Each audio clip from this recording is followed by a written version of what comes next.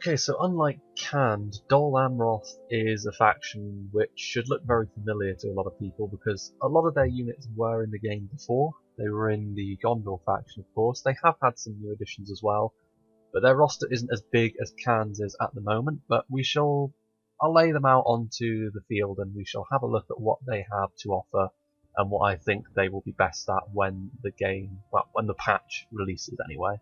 So the first thing to note about Dol Amroth is, not counting Siege, you can fit all of their units into the roster at once, unlike Can, where I had to split up the infantry and the cavalry to fit them all in.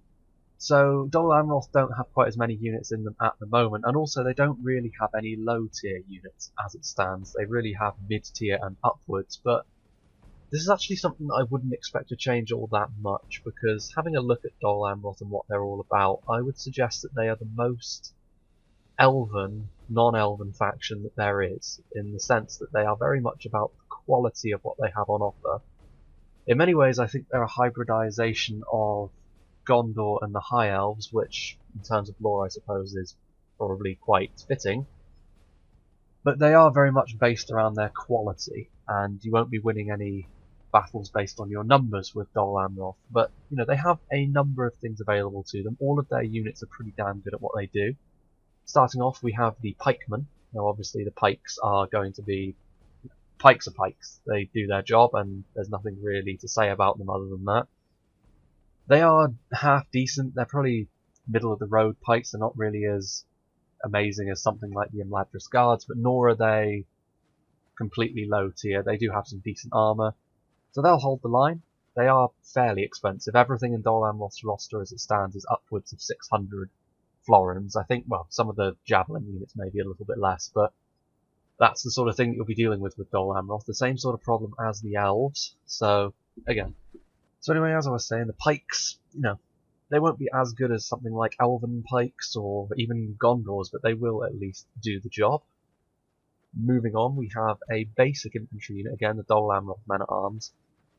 In the last patch they were quite similar in many ways to the Gondor infantry, so that's really what you can expect from them. They'll be your sort of middle of the road infantry units. The main body of your army will probably be made up of these guys when you play as Dol Amroth, because a lot of their higher tier units are very, very expensive. These guys don't come cheap either though, they're nearly 700 florins.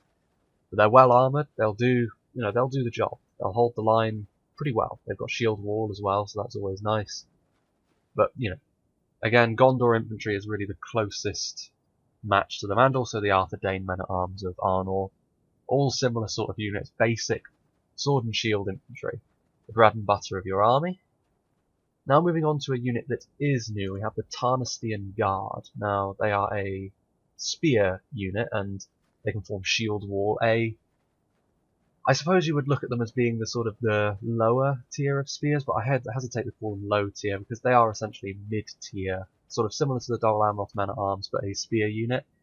So again, similar sort of thing at work here as the Gondor Spearmen. They might be slightly more attack minded than the Gondor Spears though. Gondor a little bit more defensive than Dol Amroth. Dol Amroth more quality mixed with a bit of aggression, I feel. And these guys, again, spears, you know what to expect from spears. They're pretty basic in how they work. They're a little bit underpowered as it stands, but I have no doubt that that will be changed when it is released.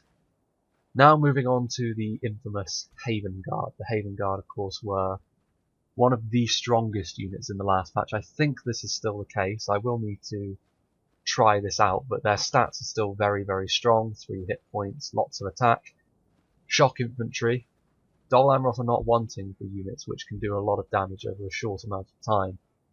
But the Haven Guard, I have a feeling that they will be able to be overcome a little bit more easily now that there is a lot more in terms of options across the board. I'm not sure if the Haven Guard are still the strongest shock infantry. They're certainly one of the contenders for such, but again, that's something that I'll have to look into and test out for myself, but they are still one of the best infantry units that there are. Speaking of which, Dol Amroth now have a sword and shield unit, which is at the very high end as well, in the Talon Knights, and they are basically dismounted Knights of the Silver Swan, and that's, these guys are one of the best looking units there are. Sword and shield units, especially high tier ones, they're a good place to put your general, but you won't be able to bulk out your army with them, so you're really only going to be having like one of these units. And honestly, with the way Dol Amroth work, if you had the choice, I'd be tempted to bring the Haven Guard over these guys, simply because I feel like it fits in with them a little bit more. Unless you're on the defense in a siege, of course, in which case the shields can certainly help. You know, very survivable. They've still got a decent amount of attack, although they are very much focused on defense as opposed to the Haven Guard. But these are your high tier units, and speaking of high tier units, you also have the Tirith Air Wardens. They're your higher tier spear unit. Now, as I've said before, the spears, I'm not sure I would bring these guys over some of the lower tier units like pikes or the other spear units, simply because they are quite expensive for what they offer at the moment. Again, there was a time when these guys were actually overpowered because they would deal bonus damage to armor, and they basically had all the attractive bonuses about them, and they would overpower units that they really shouldn't have.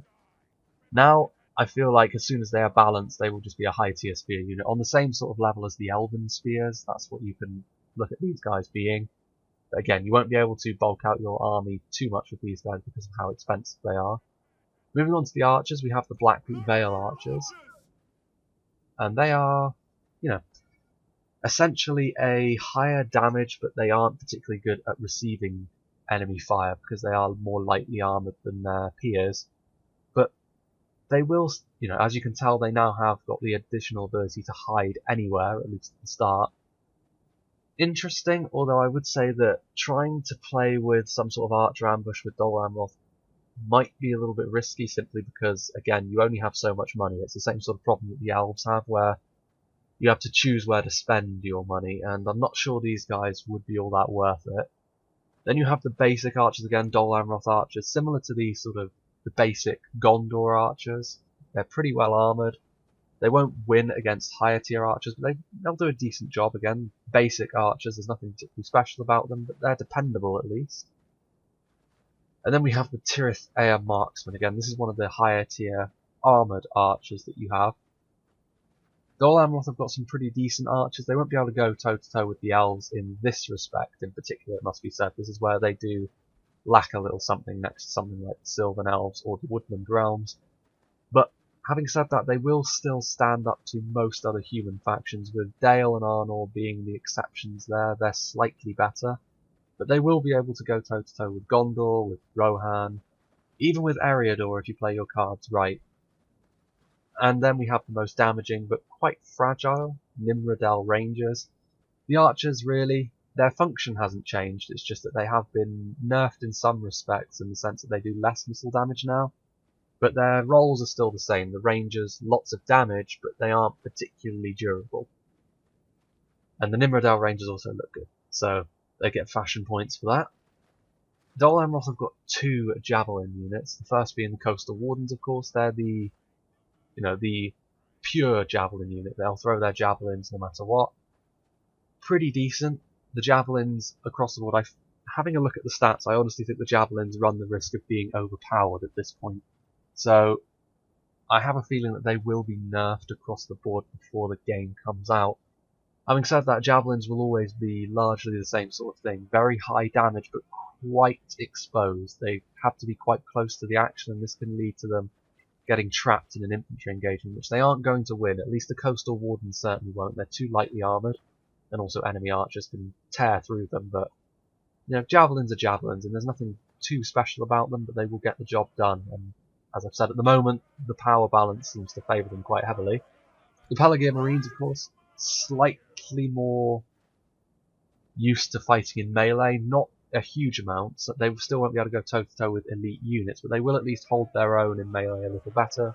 Slightly better armor as well. Archers will still have their way with them, to be honest, but having slightly more survivable unit is interesting. I think they still do the thing where they throw their javelins and charge in, which honestly is not a particularly attractive trait.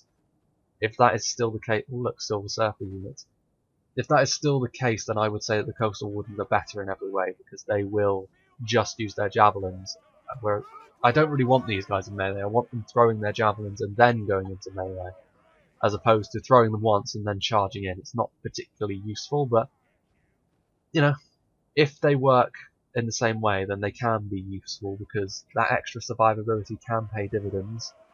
And now moving on to the various array of cavalry, and this is an area where Dol Amroth have a little something over certainly the Sylvan Elves and the Woodland Realms, but maybe not the High Elves, because the High Elves have got a decent cavalry base as well. First of all, Tirithea Knights. Again, when your lower tier of cavalry looks like this, you know that your cavalry is very high quality indeed. Shock cavalry, decent on the defense, but again, like one of the problems that you will encounter with cavalry is if you allow them to become entrapped or shot up too badly by archers, they will start to lose their unit models more quickly now. At least some of the more basic units. Some of the higher tier of cavalry will still hold their ground quite well. Moving on to the Dor Amroth Lancers. I'm sure I'm pronouncing that wrong, but again, I believe this is a higher charge variant but slightly lower defense, which honestly I would take that trade. They all have the same horse model, of course, the same model that the Knights of Numinas use. Again, very good looking unit. They look like the Tarnastian Guard mounted.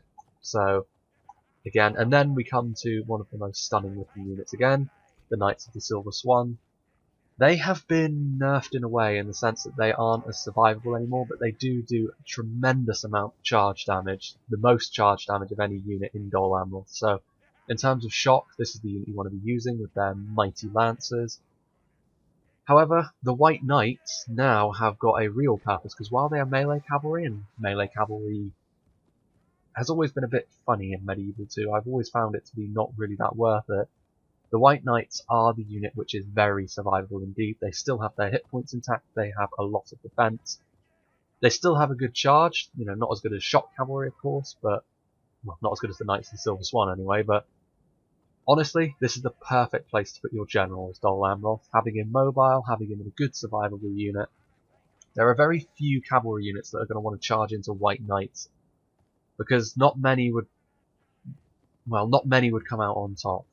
Put it that way. There are some, of course, Rohan and Khand, and a lot more of the cavalry-focused factions can overpower Dol Amroth, because Dol Amroth are more about quality across the board rather than quality in a specific place.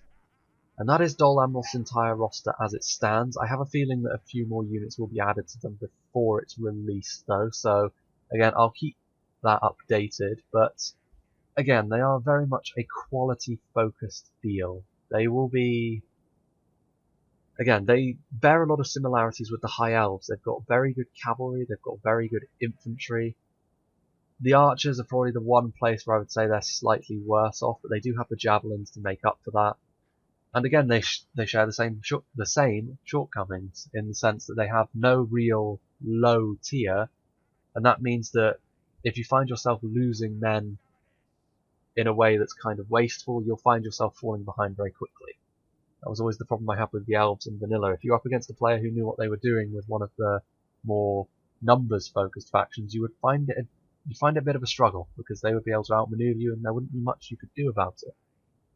Of course, the rebalancing in Reforged does make this less of a problem. The quality is much more important in Reforged, so you can leverage that with Dol Amroth. And of course, one of the most stylish factions there are, with their light blue and their swan motifs.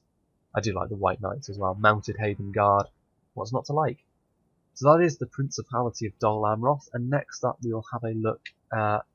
I think we'll have a look at Umbar next. There isn't really a great deal of new, or at least all new things in Umbar, but there are a few things worth pointing out about them. So I hope you'll join me for that one, and of course the look at the Woodland Realms. After we've had a look at the two new factions that remain, we'll have a look at the new units in each faction that have been added. So we'll go through Gondor, Rohan, and etc.